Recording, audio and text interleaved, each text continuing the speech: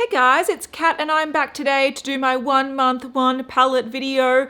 If you're not familiar with what this series is, I focus on using one eyeshadow palette for most of the month. My sort of requirements are that I have to at least use every shade at least once.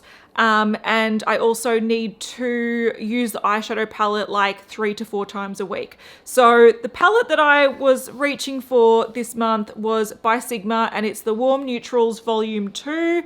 I'm going to shut the window. There is too much noise. Now, the whole point of doing this series was that it was a way for me not to buy much more makeup and sort of give a lot of appreciation and love to the palettes that I already have in my collection. Now, if you remember the end of last one I did, I said that I'm going to include this one, and surprisingly enough, it's the first palette in this series that I've never actually used previously. I got this in PR a couple of months ago now, and I had been wanting to use it, but I kind of hadn't used it, and I thought, nah, bugger it. I'm going to jump straight in and do a 1 month, 1 palette on it. And I'm going to say that I don't like doing that with new palettes because at least with palettes that you've had in your collection for a while, even if you might not love the palette or it might not be your favorite palette, you at least, what are you doing? You're beautiful. So even though if you choose a palette that you haven't used in a while or that you don't particularly love, it's not your favorite palette, at least you have some idea of what you're getting into. Whereas with this palette, I had no idea. And I found that a little bit harder than I expected. Also this month, you would have seen that I've done sort of testing out the Natasha Denona Gold palette. So alongside doing looks with this, on the other days when I wasn't using this, I was using that palette. So I was a bit like bamboozled, but we got there in the end. I'll let you know what I think about this palette. Also, if you're not familiar with this series, right at the end, I recreate one of my favorite looks that I created in this month. And it's a look that I'm wearing on my eyes today. So if you want to know how I got this look using this palette, it'll be at the end of this video. All right, so as per usual, I'm going to talk about each shade in the palette, what I thought of it, and sort of how I used it, and show you looks that I created using these. Now, hopefully you can see the shades that I use the most, because once again, this palette, when I introduced it, was untouched. So there is no logo left on this one. There is no logo left on that one, not much on this one. You can kind of see the ones that I sort of used quite a lot. So yeah, that's the state of the palette after using it for a month. So Humble is the first shade, and this is a really light matte cream shade. It's almost an off-white. So it's not really my skin tone. It's lighter than my skin tone. It was surprisingly quite nicely pigmented. Shows up pretty well. So this was nice to set my base with, to highlight my brow bone. Like I said, it was a little bit frosty, and if I was a bit more tanned, it would be a little bit harsh, but I was quite surprised at how nice it was. It definitely will be the shade that if I keep using this, I'm going to hit pan on first, because it's the one that I used in pretty much every single look. All right, the next 2 shades aren't really my shades. If you've watched these videos, you'll know that these are not shades that I like to wear on a daily basis.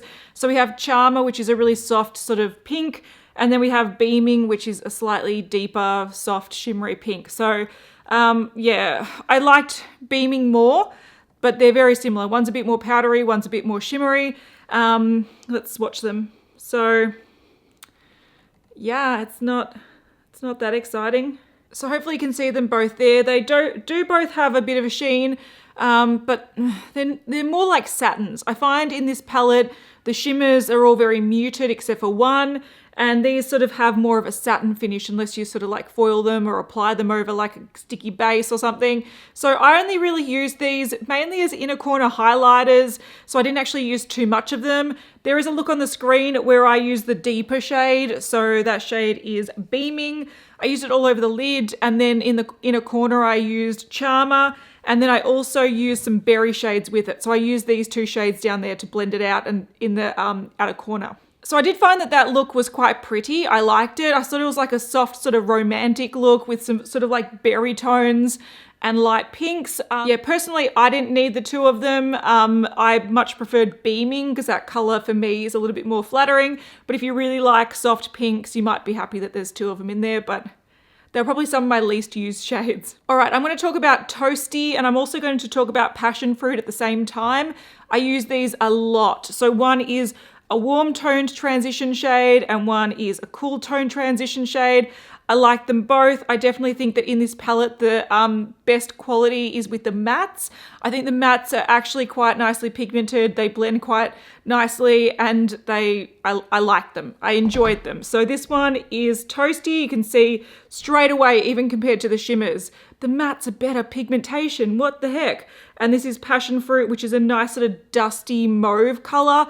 I loved it. I used it a lot. Today I'm using Toasty blended to blend out the look, but I often used Passion Fruit and it went well with a lot of the colors in this palette. I also really loved having both options in the palette because you've got the option of pairing sort of cool with cool. You can go warm with warm, or you can clash, and I often like to do that. So if I'm going more of a sort of cooler eye, I sometimes like to warm it up with the caramel shade, whereas if I'm going a really warm eye, sometimes I like to cool it down with a sort of that mauvey transition. So I thought they were some of the best shadows in this palette for sure. And in pretty much every single look I used one of them to like blend out or transition the whole look. So they were heavily used. The next shade is a really beautiful one. This is Bittersweet. I used it often on the inner corner, so I'm using it today on my inner corner because it's probably the only shade in this palette that actually has some oomph when it comes to the reflective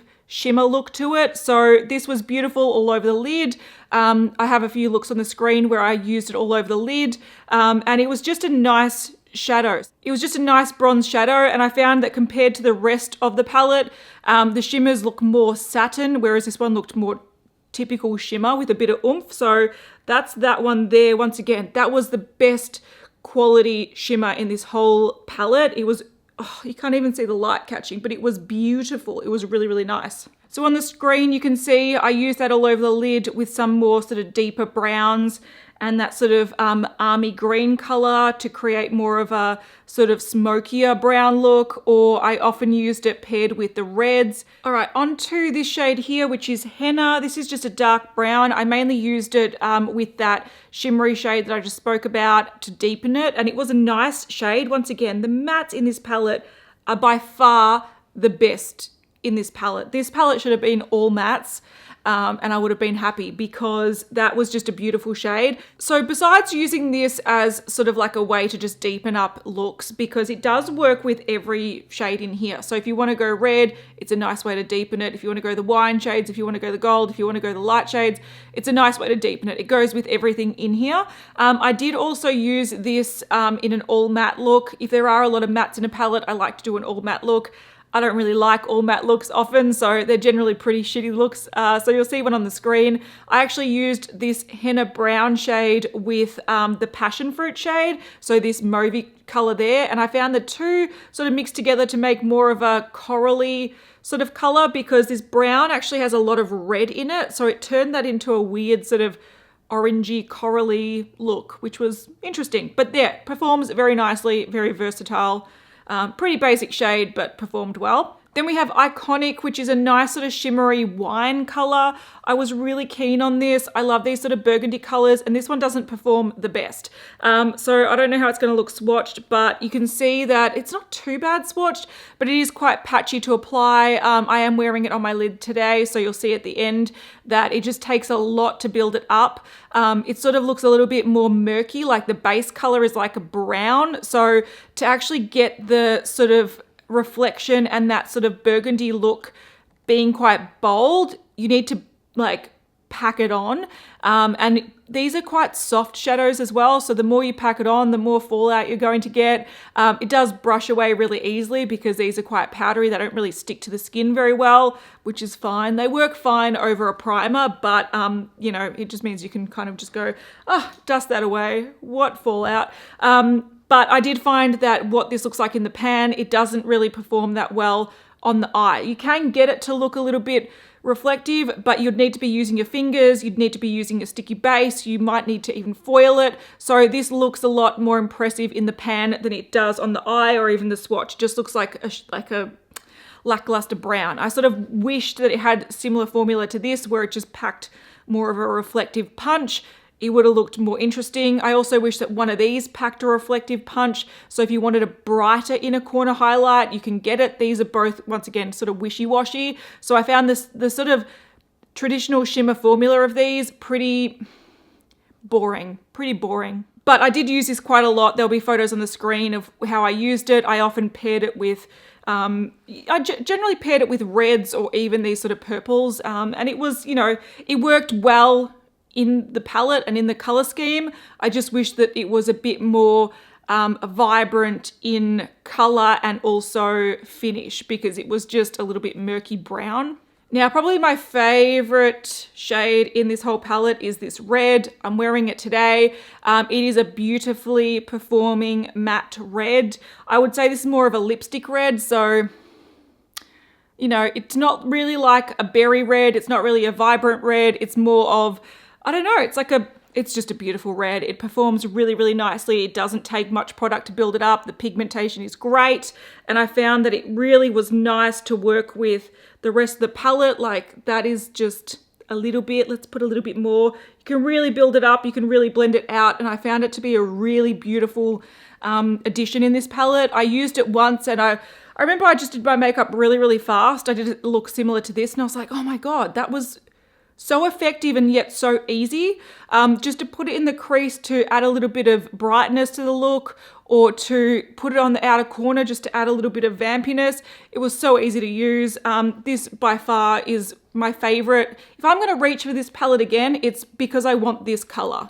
Like, that's how much I like this shade. It's not the most pigmented red, but once again, often really dark or really bright pigmented colors can be hard to work with because they're too much.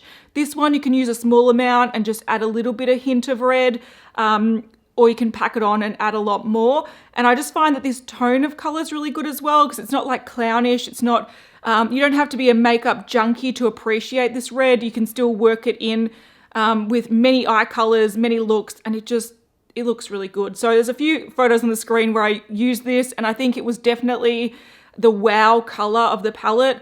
It was sort of the color that whenever I incorporated it into a look, I was like, why aren't I wearing this every day? This is like, it transforms a look into being a boring brown or a boring satin wine into a vibrant, interesting look. And it was surprisingly flattering. All right, we've already spoken about that one. I love that one too. So Russet here, is sort of like a more matte version of Iconic. It's like a berry wine color, and it's mainly a matte, but it's got some sparkle in it. Now, I find that their matte formulas are better than their shimmers, and this one performs more like a matte, just with a bit of sparkle. So this was a nice shade just to deepen up a look. So you can see there, it's sort of got a browny berry kind of color to it. And I just found that it worked well. I often mainly use this just in the outer corner of a look, just to sort of deepen a look. And once again, it did work very well with the colors around it. You could use it with the greens, you can use it with the red, you can use it with the light colors, which I did. So it was quite a nice look. I don't see the point of having the shimmer in it because it performs like a matte, but it was a nice color, so I liked it. All right, these two down here were probably my biggest disappointments of the whole palette. When I did see this palette, I instantly thought, ooh, army green, swampy green, beautiful looks. And if you've got brown eyes, you will know that these swampy green colors really contrast with your eye color and bring out sort of like the orange tones in your eye, and it makes your eyes look a lot warmer and a lot more sort of vibrant. And I really like them. I think they're sort of like hidden gems, these sort of colors. These ones are not good. So the performance of this matte is fine, but when it's on the eye, it looks brown. That to me looks like a cool tone brown. It's a chocolate brown, right? That's not a green, it's a brown. So compared to this warmer one, which is more red, you can see that they both are very different, but it's not a green. It's a brown. So that one was a huge disappointment. Not in the quality of it, because the quality is nice. You can see it's a nice performing matte.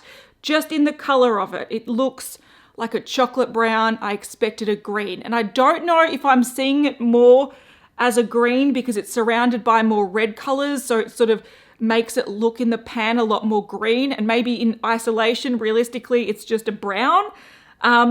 But if I sort of just had this in a palette and saw it as a cool tone brown, fine. That's totally fine, but I expected an army green and it disappointed me. I wanted a swamp green and that was not it. But probably more disappointing is Fool's Gold, which is, you can see it's like a cool toned green with a bit of gold sparkle in it. I thought it was going to be like this one, which is sort of that foiled finish. This is trash. This is not good. It looks really grey. It applies really kind of chunky and patchy. It's just not a good shade. I did try to use this in a few looks. I'll have looks on the screen of the two green ones that I've used. I barely used this one because it was not good. I'm sure I used it all over my lid. If I can find that photo, I'll put it on the screen. But I just sort of ignored that shade because it was not good.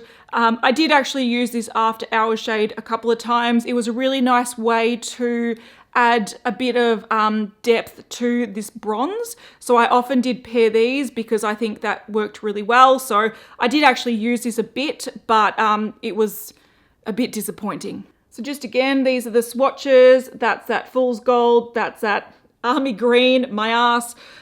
These are the shades here. You can see a lot of them don't catch much light. Pretty much this one does. But the mattes, you can see the mattes are by far the strongest point in this palette. So this was the first time that I'd used Sigma eyeshadows, and I had a bit of a mixed experience with it. I think this palette isn't bad, it's just not great. I definitely think that I love the color story here. I think if all the shimmers really hit the note with the pigmentation, the shimmery effect, it would have been great, because there's not much I don't like about this. It's not a situation where I'm like, it doesn't have enough light shades, it doesn't have enough transition shades, it doesn't have enough mid-tone, it doesn't have enough dark, because it's got everything. It's got cool tones, it's got warm tones, it's got some pops of color, it's got some, lights, mediums, deeps. It's got everything you sort of want in a palette when it comes to, won't have every shade that you want, but it definitely has a cohesive color story. I really like the color story. I love the contrast with the green and the red, which is sort of what I've tried to recapture today. You'll see how I got the green later on because it wasn't with these. So I really like the color story. It's very, very versatile. You can go traditional bronze, you can go berry, you can go green, theoretically. You can go reds, you can go nudes, you can do a lot of stuff with this. There's a lot of color combinations you can use, and in theory, it's really, really great. The problem with it is that besides the mattes, which are definitely the strong point in this palette should have been all mattes. If you had all the shades mattes, I think this would have been great. So I think the colors are great. In theory, the mattes are fantastic, but the thing that let it down are the shimmers. And the reason for that is that a lot of these shimmers don't look much different, or you can't tell the nuances in colors well enough on the eye, because they either have more of a blackened base, like this sort of shade here, this sort of shade here. It just ends up looking murky, and the finish of them aren't intense enough for them to look interesting. They look like satins. If you blend them out enough, they look like mattes, and you kind of go, look, I don't get the shimmers. The only shimmer I like is this one, and even then you have to pick up quite a lot of it on the brush to really apply it, because it doesn't stick to the skin super well, but it does get there and it can look really beautiful, but the rest of them are just average shimmers. They apply, but they don't hold their own with the color. They don't stand out as being much different to the other colors in the palette. If you blend out like this with the brown, it ends up just looking all murky brown. So they don't really hold their own. But yeah, the pros are definitely the color story and the mattes. I think the mattes are great. And this red, do not sleep on this red. If you've got this palette and you're like, that red looks a bit crazy, use it. It's fantastic. It's beautiful. And sort of using this row together makes a beautiful burnt smoky eye. I love it. And you do have the variation in like the finishes, because that one does have a nice reflect. These are mattes and that's like a satin. So that row was beautiful. This row would be beautiful if it wasn't for those. And that one's just a standard row. So I did like this. But yeah, it let me down a little bit, but the colors are great. I really like the colors. All right, so that one is done and dusted for October. Goodbye. And if you wanted to know what palette I'm going to be using in all of November, I did promise this a long time ago, and I was just waiting for me to want to like pull it out and give it a good go again. It's a palette I really do enjoy, so hopefully I still enjoy it when I finished my 1 month, one palette, but it is the Huda Beauty Desert Dusk palette. So what is it, New Nudes or whatever it's called, her nude palette's coming out soon, but I still really am inspired by this palette. There's a lot of shades in here, so there's going to be a lot of looks that I need to create.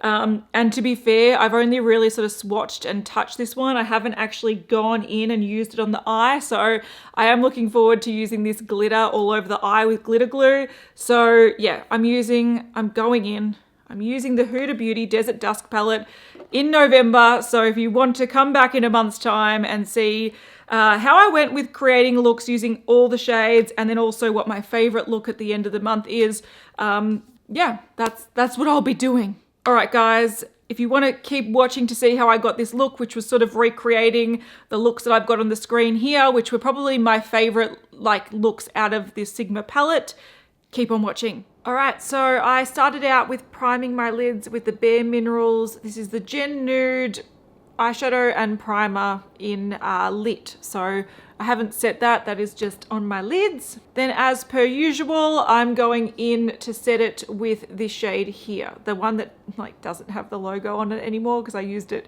in pretty much every single look. I'm gonna say this mirror is actually a really good size because I can just hold it. I don't need to hold another mirror, which is handy dandy. So I'm mainly just putting this with a fluffy brush. This fluffy brush looks dirty because I blended out the primer with it. I'm just mainly putting that in the crease and sort of up to the brow bone. Because the shimmer that I'm using is not very it's not a very pigmented shimmer, I'm going in with this one. I do sort of want as sticky as possible. This has been on for a little while, so it's sort of set pretty well. But yeah, a stickier base or foiling this, you'd get a better result because it's not the most pigmented eyeshadow. All right, I'm just using this flat brush from Esom. It's a medium shader brush to sort of pack that on as much as possible, that iconic shade.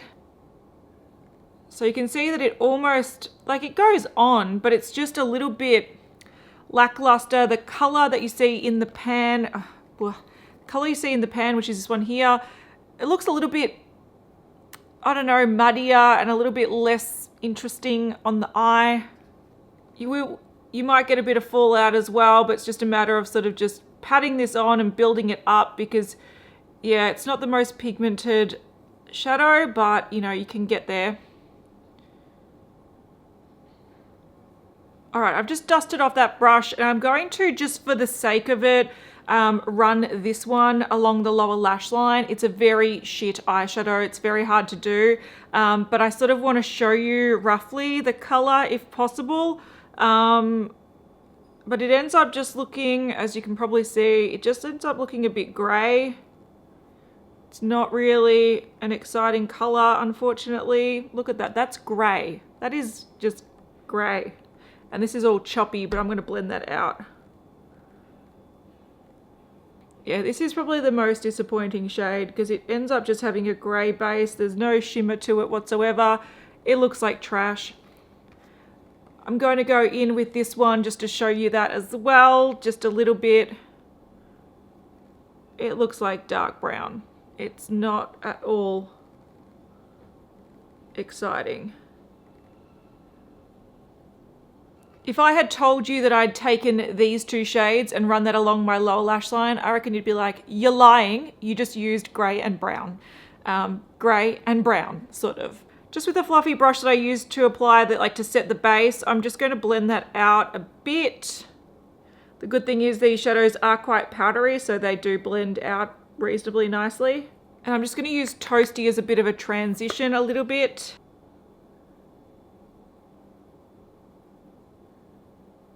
All right, so far this is looking pretty boring. You could get this sort of look with just, I don't know, just generic eyeshadows. Where this gets a little bit interesting is where I go in with the red and I go in with this sort of bronzy, shimmery shade. I'm going to use that on the outer half and blend it, and I might put some on the lower lash, and then I'm going to use it on the inner corner. Those are probably the best shades in the palette besides the sort of transition sort of colors. Same brush, this is just for reference, Morphe M441. I'm just using it to blend everything because I can. So I've just got that on the tip of the brush, and I'm going to just build this up slowly because believe it or not, it is quite an intense color. It's a beautiful color, but it is quite an intense color. So I'm just going to start that pretty slow. You can see straight away, like that does, even with a fluffy brush, it takes over from the boring shimmers, which is good. And just with the flat brush, I'm going to just tap some on. So once again, you can see that this is actually a very nice red. It's not a bright red. It's more like a, I don't know, dark lipstick red color, but it works really nicely, and it's actually a really flattering color. Take that under the eye a little bit, cover some of that horrible greeny brown gray color. I've got a little bit of that original burgundy color that I'm just going to try to intensify a little bit. It's really hard to get the shine sort of showing. It's a very satin finish, and if you want to get the intense shine, it's quite difficult, but I'm going to try. Oh, it's very soft and fallouty too, as we can see. Blend that away, go away, shame, shame. All right, lastly, with a little detail brush, this is just a Real Techniques, I think it's the accent brush. I'm going in with that bittersweet bronzy sort of shade, and I'm just packing that on the inner part there. It is sort of, once again, it's a little bit fallouty. To get like a nice bold look, you need to apply quite a lot. You need to pick up a lot with your brush, and it can fall out, but it doesn't stick to the skin well, which is good, so you can just brush it away. But I found that more of an issue with the shimmers if you want them to apply quite boldly.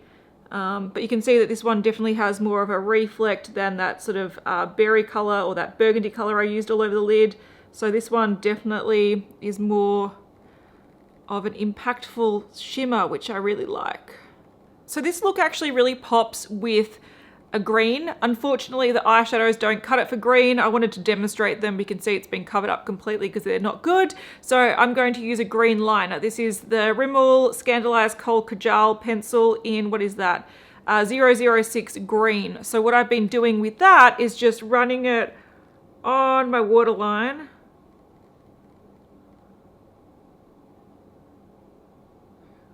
I'm just going to also smudge it a little bit into the lower lash line to give that green effect that I wanted the eyeshadows to give, but they didn't. The liner does it really, really well. I could also line the top of my eyes, which I have done in one of the photos, but I think I might leave it like this today. And I'm just going to put some mascara on and I'll be back. All right, I've spent like the last 5 minutes trying to build up this mascara. It's a temperamental mascara. I think sometimes it looks good, sometimes it doesn't look the best, sometimes it needs 1,000 coats to build it up, and I got there in the end. But this is a look that I sort of have liked the most from this palette. I think it sort of highlights the best parts of this, or I think this look sort of sums up what this palette is supposed to be. So you have some beautiful reds, you have some green that actually isn't from the eyeshadows because the eyeshadows look like trash, and then you have the beautiful bronze. So you sort of have like these kind of looks in one, and I think it sort of, yeah, sums up the palette, and I think it sort of highlights the strongest parts of this palette. So this is a look that I thought I'd recreate. I like it. It's one that I've sort of recreated a few times, and it's really easy to do. It's sort of like that warm but like contrasted sort of smoky grungy eye that doesn't take, it took like what, 3 brushes, one blending brush, one sort of packing on brush, and one like detail brush. Pretty easy. You can do it really quickly, and it looks really good with like a nude lip, or I've got a red lip going on today. Yeah, so that's a look I decided to recreate. All right, guys, hopefully you enjoyed that, and I'll see you guys in the next one. Bye.